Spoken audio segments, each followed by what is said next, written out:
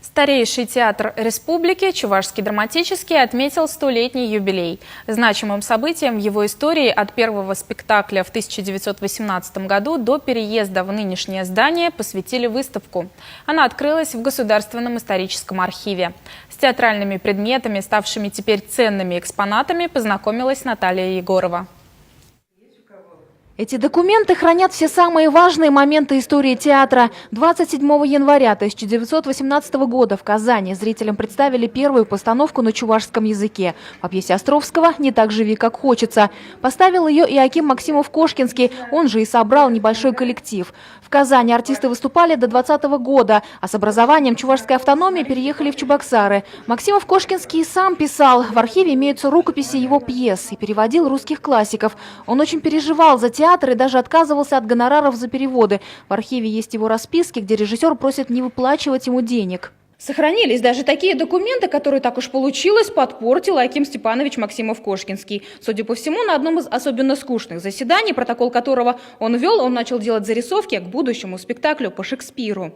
Долгое время после переезда из Казани у театра своего здания не было, где только не пыталась обустроиться труппа. Сначала артисты располагались в здании купца Ефремова, но, к сожалению, быстро поняли, что здание непригодно для театра. Позднее им было выделено другое здание, здание бывшего склада. Вскоре после, в общем-то, небольшой переделки артисты туда переехали, начали показывать свои представления. Здание бывшего склада купца Хлебникова продолжительное время делили две труппы – Чувашского и Русского драматического театров. Это время очень хорошо помнит народная артистка СССР Вера Кузьмина. Она влилась в коллектив чувашской драмы в 1947 году после окончания ГИТИСа.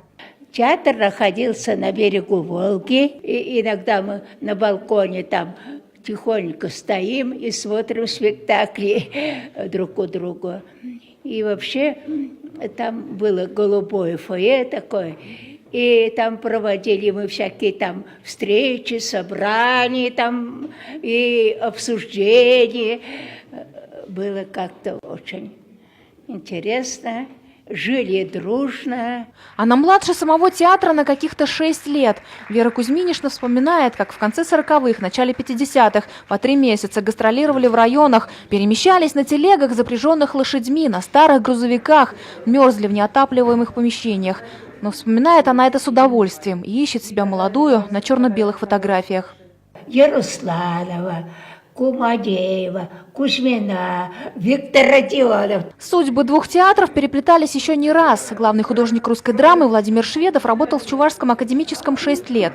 Причем однажды он создавал декорации и костюмы к спектаклю про Веру Кузьмину. Мне повезло в том смысле, что она всех, весь коллектив заряжала, особенно с теми, кто вот молодые у нее там участвовали.